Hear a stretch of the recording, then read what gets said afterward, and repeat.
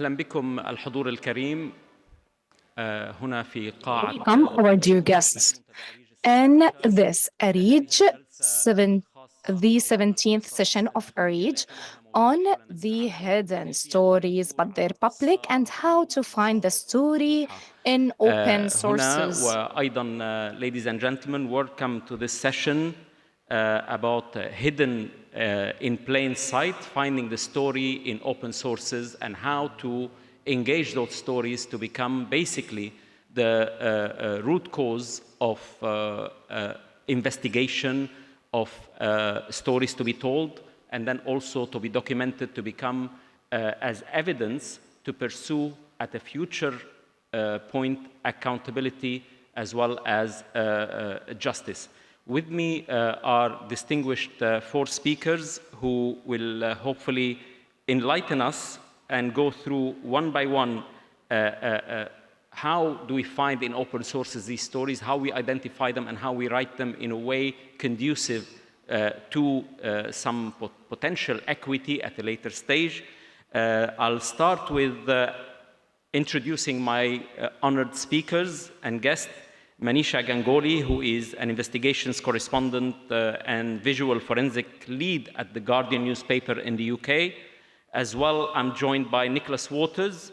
He's the head of justice and accountability at Bellingcat. Also with us is Ihsan Adil, who is the founder and chair of Law for Palestine. Next to him is my colleague Raji Abdussalam, who is a legal data archive analyst with experience in documenting war crimes and crimes against humanity as well. Without much ado, and this very condensed session, you will see, my colleagues, it's very important for those who want to pursue investigation about the key of how we pluck the story out and how we also sustain it and make it a story that could eventually become material for evidence and potential accountability and justice. Manisha, you have worked on many investigations that have led to all the process of accountability. Could you just run us through what stories that are in plain sight you managed to turn into stories that led to basically a process, a legal process? Sure, thank you, and thank you, ARIJ, for hosting this panel. Very briefly, I'll start with the first ever investigation that I worked on. So in 2017, 2018, the International Criminal Court issued 2 arrest warrants for a Libyan warlord named al-Warfali, based purely on open source evidence, because he had killed about 30 people on video. And that interested me because if he was the leader of the Al-Saika Brigade in Libya at the top of the chain, and if he was committing these acts, what were the rest of the soldiers in this brigade doing? So I essentially created a Facebook account and found these soldiers' profiles online and added them. And I was able to document a series of alleged war crimes, which included desecration of bodies of civilians in the 2017 Gunfuda massacre that killed hundreds, as well as detailed desecration of bodies of opposition fighters, which included exhuming graves, beheading the bodies, parading them around the city. And all of this was posted from their personal Facebook profiles, where they were taking selfies with these bodies. So after publishing this, I obviously tracked down the victims, the survivors of the Gunfuda massacre, and they were able to submit this evidence to the International Criminal Court, and I also was able to get the interest of the UN Security Council's war crimes investigators. And then very briefly, I did a similar one in Syria, where you had double tap attacks in a civilian market in Marat al-Numan. A double tap attack is when an airstrike hits a particular spot and then circles back and hits the same spot again. This is a war crime because it specifically targets first responders and has a chilling effect on journalists and any other health workers that rush to the scene to help the affected civilians. In this case, we were able to use techniques like geolocation, chronolocation to map the timeline of these attacks to establish the time gap between them. Aside from that, we were also able to track Russian planes taking off from Hmeimim Air Base, and we were able to get in contact with a local network of Syrian trackers, flight trackers, who were able to intercept radio signals and confirm that the pilots were indeed speaking in Russian.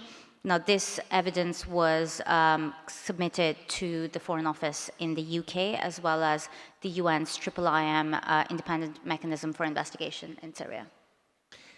Thank you, Manisha. I mean, that's definitely where we encourage every journalist to basically look deeply. I mean, like, what make you basically gave you the first hint that this story could be? Yeah. I mean, it was definitely, we all heard about those attacks. What gave you, is it your editor? Is it you, your reading? For the first one, it was quite simple. If the person at the top of the chain is committing these attacks and then taking videos of them, which means that there is an operation, there are other people holding the camera, it sort of says two things about this. One is that there is a culture of documenting their own war crimes. There is a culture of committing war crimes. And third, there is a culture of doing this with impunity and uploading it on social media, which means if the person at the top is conducting themselves in a certain way, that sets an example for every other soldier in that unit. So for me, it was simply an intuition. And a lot of this is sort of understanding how human psychology works in these military groups. So once I found one profile, I essentially created a Facebook profile which was a fan of the Al-Saika Brigade. So I was able to go into these groups and pretend to be one of these soldiers. But for our aspirer investigators, it was your desire to look and to search and to discover and try to see what is hidden, although in plain sight. And exactly. That's key. It's to search, basically. Anyway, thank you, Manisha. Moving swiftly to Nicholas. Manisha discovered and plucked the story. What tools could she has been, or you would encourage other people in her place to seek or to be familiar with to help their job to present good investigations? Sure. Thank you very much, firstly, for inviting me. It's a pleasure to be here. So most of my work now is related to justice accountability. So I look at information, open source information, and try and turn that into evidence to raise the level of evidence. However, what I'm going to do is use a piece tracking Israeli combat engineers across Gaza as they conducted controlled demolitions in order to illustrate some of these techniques and points. The first one is that we were interested in patterns to try and identify a unit or an individual committing a pattern of violations. International justice isn't so interested in individual incidents, but if you have that pattern and you can show a systematic violation, that becomes vastly more powerful. You can also infer potentially intent from that, looking at what they have destroyed. At the time, these demolitions across Gaza were in the news, but they were decontextualized. It was, this building has been destroyed, this university has been destroyed, this is bad. And what I wanted to know in order to produce the most powerful impact is say, who is doing this? To what? Where is it happening? When? Where is it happening? And why are they doing it? Is there a pattern there? And so we started collecting this information. And when you're looking at this kind of events, there's often huge amounts of information. In the mind of the soldiers carrying out these acts, they're not doing anything wrong. They don't believe that they're taking part in ethnic cleansing or genocide. And if bad things do happen, in their minds it's justified, so not so bad. There's a phrase which some people have used to describe this, which some might be familiar, and that is, it didn't happen and they deserved it. And this kind of attitude is pretty universal, and it allows people to commit some pretty horrific crimes, but that also results in a huge amount of data. Because if you're not doing anything wrong, then why shouldn't you post it on Instagram? Why shouldn't you post it on Facebook, on YouTube, showing what you have done? And so you can find a huge amount of this information online, because in their minds they're not doing anything wrong. But you also need to analyze that. You need to verify the content, place it in time and space, using techniques like geolocation and chronolocation, and also using specific skill sets as well. Sometimes it's a little bit difficult to talk to journalists. Like, my background is as a British Army officer, and so I have a knowledge of kind of weapons and weapons effects, and those can be quite uncomfortable things to talk about sometimes. But when investigating these kind of events, they're also really important. You want to really get into the nerdy details of, what does that patch mean? What does that line on that weapon mean? Because if you know that information, those nerdy details, you can really take steps to verify this kind of content and make it much more powerful. Ultimately, the investigation took hundreds of hours of work, and we managed to track 8219 across Gaza. Sometimes for these presentations or these investigations, when you present them, it can seem like it flows very smoothly. But in reality, there's a huge amount of just slogging work behind it. And once you put it together, then we can present it to an expert, a legal expert, because my opinion doesn't count for much as a journalist on something as specialized as the law. But if I present it to the Special Rapporteur on Adequate Housing, who's a professor of law at MIT, and he says that this evidence, or this information, I beg your pardon, is relevant to the prevention of genocide case at the ICJ, and potentially evidence of crimes against humanity, that holds a lot of weight. And so if you do this well, then you can start not only to use these kind of investigations, not just to inform people, but also to hold perpetrators to account. Nick, can you maybe run us through a story that you did recently that could highlight this, especially that we all know the open source realm is full of misinformation, disinformation, fake, on purpose, AI-generated stuff. So, I mean, if you get us closer to a story, maybe a bit. Sure. With the 8219 case, the verification was holistic. You're looking at these points of information from multiple different angles. Within this case, really that source evaluation was incredibly important. Who's posted these images and videos and why? In other cases, a simple geolocation or chronolocation may in fact be enough to raise this information to the level where it potentially could be used as evidence. But in this case, it was really looking at the social media accounts of these soldiers, looking back through them, working out what unit they were part of, and establishing that they had knowledge of these acts which they're posting online.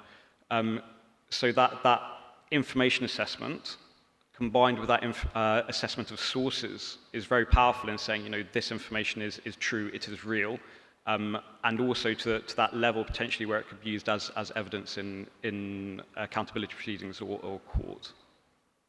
Thank you, Nick. As we can see, there is a clear steps to every investigation, from plucking the story to applying the tools to verify it, but it's all some scientific approach really nowadays we have in investigations, and then investigation that leads to accountability. There are also our legal experts who have developed what we call legal framework to bring those evidence plucked by Nick and organized or by Manisha, to put them in a way that legal court can pursue action. Ihsan, if you can kindly run us through, how do you transform, unhidden evidence into legal material? So first, thank you for having me, and thank you to ARIJ for organizing this conference. And if you allow me, I will make my intervention in Arabic. So بداية يعني تحية. Firstly, I welcome all journalists working in the field while we're here discussing all things. I salute you all there in the war zone, in conflict zones, under the many challenges that you encounter. Regarding your question, I would like to focus here on 4 or 5 main points in how to transform a content to a legal context. This is a long path. This leads lots of legal work. However, at the beginning, I would like to confirm one important issue is that I believe that it's very important for us as reporters and journalists in the Arab world who are influenced by what's happening around the world and in the region. And we are disappointed by the international justice system has the different dynamics. And working through these dynamics, when we can come up when the ICJ comes to issues warrant arrests. This does not come easily. It's a result of struggle. So what are the uses, or what's the use of these investigations? Is there hope that there will be accountability? Yes, of course. However, the challenges are many. So it's I believe that we as journalists we should foresee the path to have an insight of where will this report lead us to? Where will it have an impact? Will it be used as a tool? Will it assist the tools that lead to accountability, or to holding them accountable? And this, while working closely with international courts, lots of reports and files that are presented to international courts, they start with reports, with investigations, with observations, because journalists are in the front line. So, and they're the ones to tell the truth. The other point that I would like to refer to, the relationship between a journalist and a legal person is an exchange, is a reciprocal relationship, because when we make use of the content that they provide, and this is especially designated for reporters and journalists who work in, or legal persons who work in media platforms, if they claim that there is a war crime, they need to provide evidence. Otherwise, they would be accused of being biased. So in order to make it to international courts to issue decisions, this is very important for you as reporters, as journalists. And I don't want to mention here Netanyahu in any report. This is a reciprocal relationship between the journalists in the field and the legal personnel, the lawyers, whatever. So in one way or another, this reciprocal or proactive relationship for sure makes it and in an easy way where you convey the story and the message, and you got the information, and the legal matter is there. But then there's one thing that is not very well understood or perceived. There is the political action. So in order to have legal implications for lawyers for sitting through the details, there is the political aspect. Challenge the access to equity, to justice. Can you tell us how that dynamics play within that framework when you're setting up the framework for your evidence to overcome those challenges? بلا شك أن السياسة موجودة في منظومة العدالة. For sure, the policies in ICJ are clear. However, there are rules that we need to adhere to. Our mission is to make sure, since the moment that we start documenting the story until the decision is issued by the government, we need to present to the government everything possible to make them only give this or issue this decision and no other way in order to hold these criminals accountable. In international courts, we always read that the crimes are happening before the eyes of the world. So if the court is not listening to anything, if the file was not submitted in a strong way, that the legal evidence was not strong, and that the work would be done in affiliation with both the legal aspect and journalists. Otherwise, and this was seen in Gaza. Actually, in 2009, there were many challenges when they said Palestine is not a state. Anyway, it wasn't recognized as a state. In 2012, it became like an state, but an observatory state only, and it became a member in ICJ. And then in 2020, the investigations started to take place. And only a few months ago, it's the political issue and came in. And Britain said that Oslo Accord does not allow the ICJ to convict and prosecute Israelis. So the warrant arrests were issued. However, Netanyahu and Gallant are called to be arrested. However, the political aspect is there, and it's placing a challenge, and we need to work in right and strong steps so as not to leave these gaps, so that they would say that the evidence is overwhelming, that these are competent, and that it's no doubt that they should press these warrant at. This brings us to our last speaker, Raji Abdesalam, who, Raji, the process is organized and gradual, yet frustrating at some time. So imagine if some of the evidence collected by Manisha and analyzed by Nick are not admissible. How to make those, how key is admissibility in law? Yeah, basically one of the biggest challenges when it comes to any process of litigation under any kind of legal frame, if we are talking about national, if we are talking about universal jurisdiction, when you have the ability to litigate a crime that happened outside the country, or a limited jurisdiction when there is conditions to go for transnational crimes, or in the international criminal law that would be going for very specificities when it comes to crimes. The most important something is to find an evidence that would be, for example, collected by Manisha. She mentioned double tapping, she mentioned the desecration of graves in Libya, or what Nick mentioned in Palestine. If you look at all these things, these are very powerful stories. But when it comes to litigation, there are conditions to be followed. And these conditions is, I need a clear chain of custody on that specific materials that you want to present in the court to be admissible. That someone has to claim, I am the owner of this document, or this photo, or this satellite map. And after that, we have to push for more verifications. And this is the important of the OSINT power.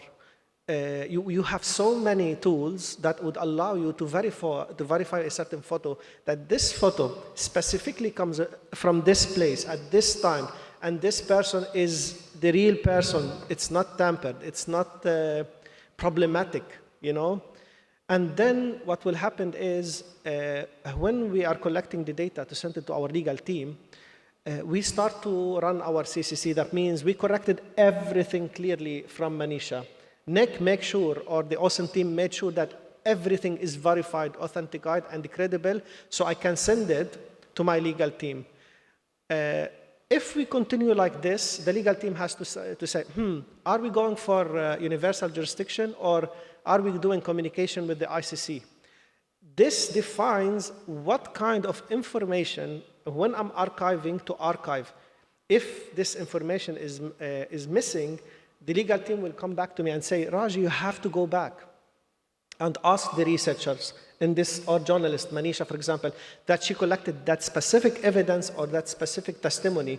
And I would say, okay, the legal team need, for example, more information about a certain contextual element of crime. So I have to communicate back to Manisha. Manisha has to come back to me. If there is a problem in a video, for example, the video is having certain more elements that we were thinking that, this guy is doing shooting against civilians, but the legal team finds something more interesting about that, or more unique. Then I have to go back to Nick or the legal team or the OSINT team and ask them, can you make this better resolution? Of course, whatever evidence we receive from the field, we have to keep it as it is. And then we do another copy of it that is the enhanced version, if it is sound, if it is whatever, because there's something called immutability of evidence, where the evidence, as I receive it from my OSINT, or the OSINT received it from the feed, has to be kept the same. I cannot change it. Even though I do enhancement or whatever, I have in a certain point to make sure that I also present the original one and the enhancement version, just to make sure that the defendant lawyer will not be able to say, this is tampered. You are just trying to bias the witnesses by showing them this specific photo instead of the whole photo. And also the importance of OSINT in my field, I have to do 2 disclaimers. I don't work as a journalist. I'm an archivist. I don't have the power that you have. I cannot say that this is a war crime. I cannot say this is a crime against the humanity or concern of genocide because I'm legally bound by my legal team. So when I'm collecting something, I have to keep it as it is without judgment because I am not a legal expert in that sense, or a judge or a prosecutor. So I have to keep the things that you collect and make sure that the argument is there. And what also brought to the picture is simplicity and complexity. The challenges is, and maybe Nicholas can tell us more about it, is I work in something called a closed source investigation. That means everything that I collect is intended to be collected in this way. But in OSINT, there are so many things that intended for different purposes is collected by different methodologies. But still, how we can make it admissible? By the robust verification of that documents. And what happened is we start to see a certain action that is repeated. From my side, it's so difficult. But when my OSINT team is saying, we are looking for patterns, that means there is a certain action that is systematically happening or a certain action that is widespread happening because of a certain systematic approach. And that approach can be passive or active. For example, in Palestine, if we go for the example in Palestine, and the same example I found in Ukraine, for example, is you look at the soldiers in the field, and these soldiers are doing so many atrocities. But if I send these things to my legal team, the legal team, they said, Raji, I don't think this specific thing is a war crime. It's a misconduct. So a certain disciplinary action has to follow that specific thing. But if you look at it, you say, so let's see what kind of disciplinary action happened. You would find there is a systematic approach from the leadership of that army in Ukraine or in Israel, for example, to not take any severe disciplinary action or no disciplinary action. Actually, in Russia, what they do, they even protect their soldiers that do such atrocities. So the widespread attack is resulted by a systematic action of impunity, where the leadership is not taking disciplinary action against the soldier. And this is basically here we can argue maybe these are not war crimes, but the legal team has the power to say these are patterns of impunity. And when you created these laws, this is sponsoring impunity, then they can argue something bigger, that is crime against the humanity. But again, I can say that it is them who say these things. And when a certain damage goes so deep that the actual population cannot recover from it as a whole or as a part, and they lose a certain cultural aspect, certain DNA pool, like things that we can measure. And this is why they say the archivists are autistic being people, because they want to quantify pain. Sadly, I have to show something empirical for my legal team to be able to build a legal case. And yes, we have to quantify pain, and it's so painful to do such a process. But to really keep these people access to justice, we have to make sure that we document everything in a very specific way. We adhere to legal laws under a certain legal frame, and we make sure that everything that's sent to us, especially from open sources, is verified rigorously.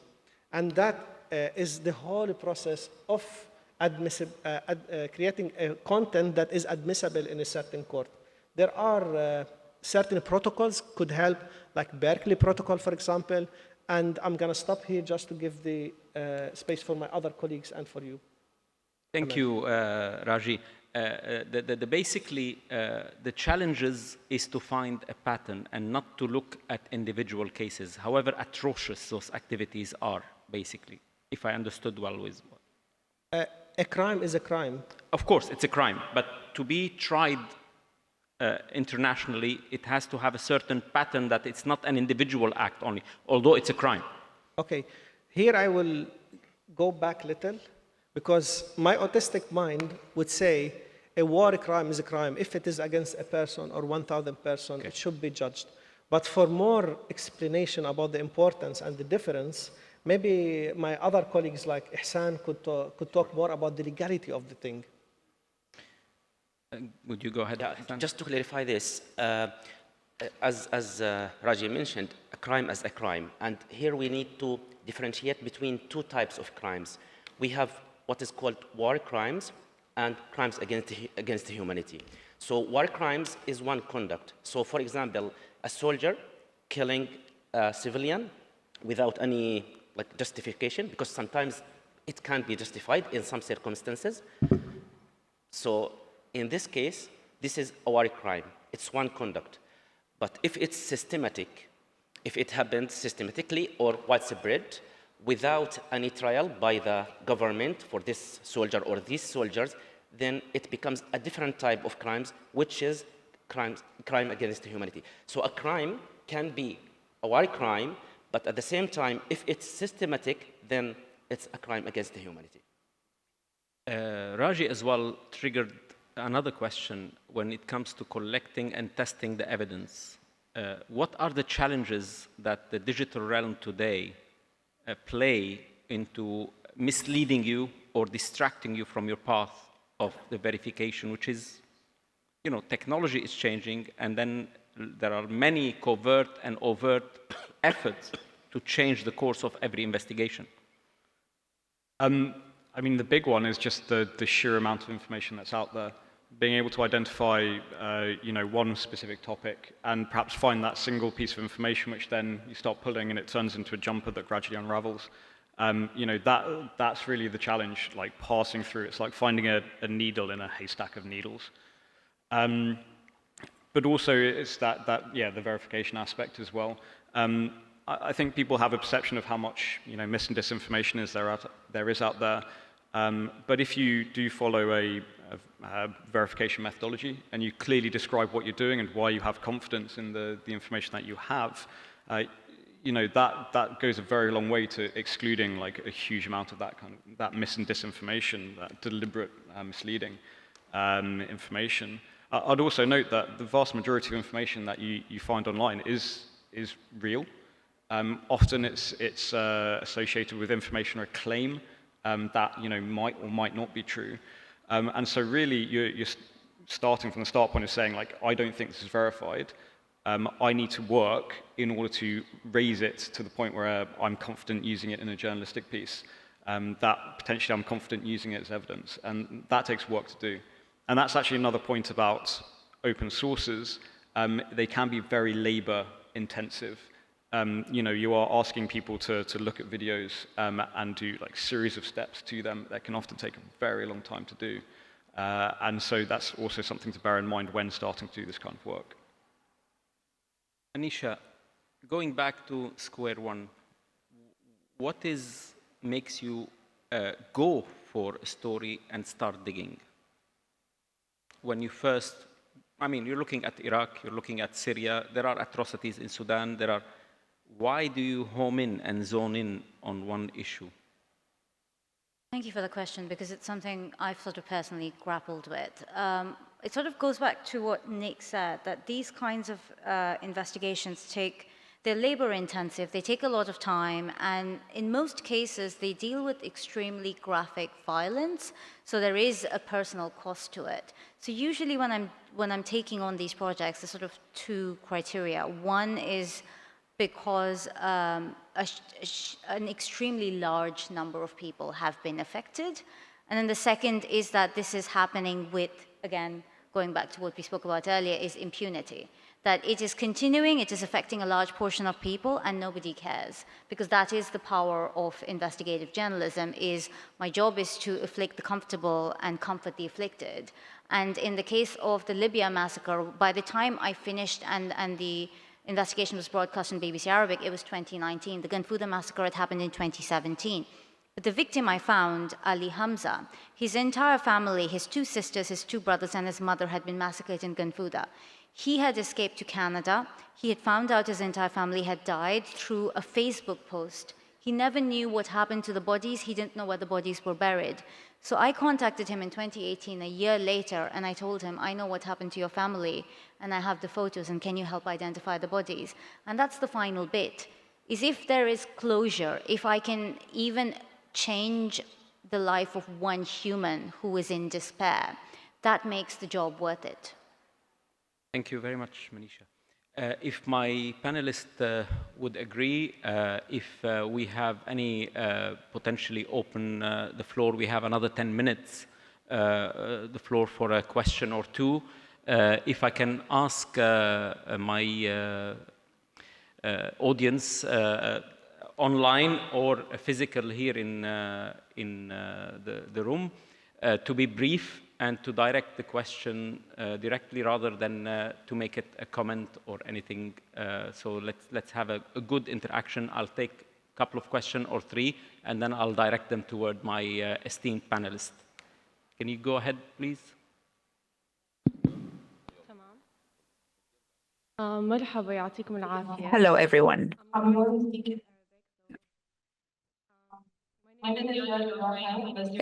Yara. كنت بدي أسأل my question. So we were talking about challenges and issues to do with archiving, but one issue that wasn't tackled by the panelists is that the social media just delete evidence, and how challenging this could be to archivists who work on archiving genocides and war crimes. I know, and everybody knows that what's happening now in Gaza, where most journalists are being targeted, and or reporters, and now they're being suffocated in the social media platforms. So what can we do in this case? Thank you. Any other questions? Please go ahead. So basically the first one, I don't know if you captured it, but I think about the evidence and the time scale, if I understood well the question of, so maybe Ihsan or Raji will speak. Just let us take the next one, but if I thought one of you were prepared. Go ahead, please. I am Youssef Abu Abdul. I'm a freelance journalist. My question is to Mr. Ihsan Adel. He said that I, as a journalist, my mission starts by documenting the issue since day one until it makes it to the court to provide evidence to the court. That was what you said. Do you believe that we as journalists, do we play this role and provide information and don't disseminate this information and share it? Basically about the role of journalists and whether they are, there was another one. Please go ahead, the third question. And then one last question, the lady there after, if you can. My name is Saeed. I'm a freelance journalist based in Yemen. The biggest problem facing us local journalists helping Western media is that the moment we picked a story, started working on it, and you work on research on the ground, and suddenly a big thing happens elsewhere, like in Ukraine, for example. My questions to Manisha and Nick, that how do you ensure that local people who help you on the ground, they either get compensated or assured that their stories will be published? Thank you. You got the question? There was a lady there, and this is a final question, because we have 7 minutes to try to answer them or give a kind of answer. Please go ahead. Hello, I am a freelance journalist. My name is Nawroz Sinjari from the Kurdistan region. My question is, considering what's happening right now, all the developments in Syria, what do you advise fact checkers and also journalists who are looking at open source information? What is your advice for journalists who want to use use the open information that's there right now, considering the situation in Syria right now? And also, yes, if I can ask one more little question. What is your advice for new fact checkers? What can they look at, or what is the main goal that they should start with and work on? Thank you. Thank you. So advice, let's start from the last one. Advice to, as it's current, Syria, advice to fact checkers and journalists. Who would like to volunteer to? Yeah, I can. Go ahead, Nick. Yeah, working from the last bit, in terms of advice to fact checkers, don't get bogged down in trying to answer every single piece of information that doesn't seem to be correct online. Really focus on the strategic stuff. What are incidents that people are going to point to? What is going to crystallize in people's memories when they think of these moments? Really, those are the things that you need to be focusing on, not trying to kind of gather every single piece of information around. I think in part that also can help to answer some of your question before. Within Syria, there's established information hubs, there's civil society groups, there are groups like Mnemonic, the Syrian Archive, who have existed for years and really deeply understand the situation that is happening there. And those are the groups that you really want to be identifying and using to check what's happening, because they understand this context, and a huge amount of this analysis is that understanding of that context. Thank you, Nick. Manisha, would you have some thoughts on how to, basically the question that was addressed to you from Yemen, how to go about? So just to understand, it was more about when you're working on a story locally, and then something else happens, how to not get distracted. So I think that's specific to investigative journalism, because most of the stories that we do take 6 months to a year. And I think that is where the division between sort of news reporting and investigative reporting comes in, because the sort of current developments, I personally don't work on unless there is a very high casualty number, or there is a very serious airstrike, or a series of instances happening with impunity. Because there are a lot of breaking news journalists, there are a lot of journalists on the ground who are better at looking at that, and then the moment might pass, but that investigation, bringing out what is hidden, uncovering the basic truth of the matter, accountability, that takes time. And I think the struggle is always not getting distracted by breaking news as much as you'd want to. So for example, I've been working on a story about Palestine and Syria at the same time, and I thought the Syria story would be completely dormant. But then obviously there's developments now, and I'm sort of torn between continuing the story I started a month ago and then focusing on what's happening right now in and around Homs. But I know that the story that I started and I've already done more work on is more important because there aren't a lot of eyes on it right now. Because everyone's attention is going to be focused on Aleppo and what territory is gained, but nobody is going to know that very specific hidden fact. Thank you, Manisha. And we are running out of time, whereas suddenly there is an appetite for more questions. I'll mention them in a minute, but Ihsan, there was a question addressed to you about the job. Is it the job to collect? And also from one of the virtual audience have mentioned something related to that question, so I'll also acknowledge how could they, as journalists, collect the information and be part of an investigation and presenting evidence, and the fear for their life and their families, especially if these are revealed. It's a constant challenge to journalists.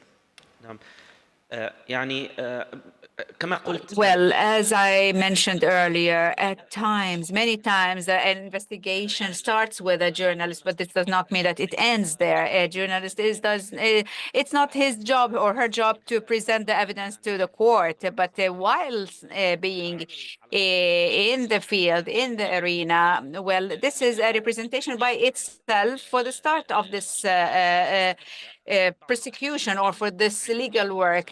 So if the documentation was done in the right way, that would be the right start. Another important point is that a journalist at times needs to go further than the simple story, to go beyond things and between the lines in order to prove the evidence. For instance, many times the soldiers in Gaza, they take pictures of themselves and post these pictures on TikTok or other platforms. Many journalists investigated who are these soldiers, and it was proven at times that many of them carry other citizenships, like from Belgium, and it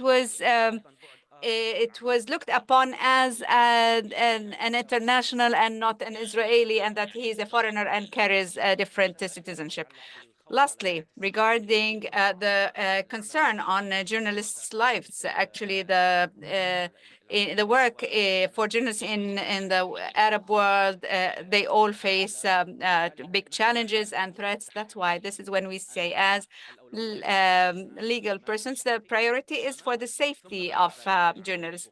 Then we'll go further and dive deeper into the legal work. The safety, this is the priority, is the safety Shukran, of the Ahsan. journalists. The last question was addressed, I think, to Raji. Raji, evidence and time scale, and there was also a question that came on from the audience online about why can't we establish evidence banks and material banks to be visited or revisited, and how valid that is, in addition to the time scale, and if evidence could go out of use or could be corrupted. Thank you. Okay, basically there are so many limitations. The first limitation is legal one, data protection. And also we can be challenged even when we want to preserve something long-term in social media, even if it is open source. It depends on the legal frame in that country that allows to keep that information or not. And second, there is something in Arabic they call وَلَا يُحَمِّلُ اللَّهَ نَفْسًا إِلَّا وِسْعَهَا. That means we are not omnipotent. This is what they told me. So this is a disclaimer. That means we are not omnipotent and omnipresent. We cannot collect everything. We are already overloaded when it comes to only litigation. Like when we have evidence coming or supportive evidence coming from a certain area, the OSINT team is already overloaded with a huge amount of data. I wish my other colleagues can talk about this challenge. And don't forget, these things cost so much resources. So we have to choose. It's a human heritage. I agree with you. It's a collective memory. But also we have to admit, so many things can be lost. We cannot save everything. But at least we can practice our conviction in preserving what we can. Thank you. Raji, thank you. Ladies and gentlemen, we came to the end of this very rich session about how hidden are stories, yet they are in plain sight, and how to collect the evidence. I want you to kindly, here in the room and in the virtual world, for those who are following us and have sent us their questions as well, and interacted with us in this very rich and dense and complex subject, to thank my guests here, panelists, who have made it easier or sound easy. Still, they couldn't remove how painful it is to collect and to document and then to verify and then to reach a legal framework, or to reach trying and holding to account people. So I start with the opposite way by thanking Raji and then thanking Ihsan. And please, all of you also join me in thanking Nick and Manisha. Thank you very much for being here.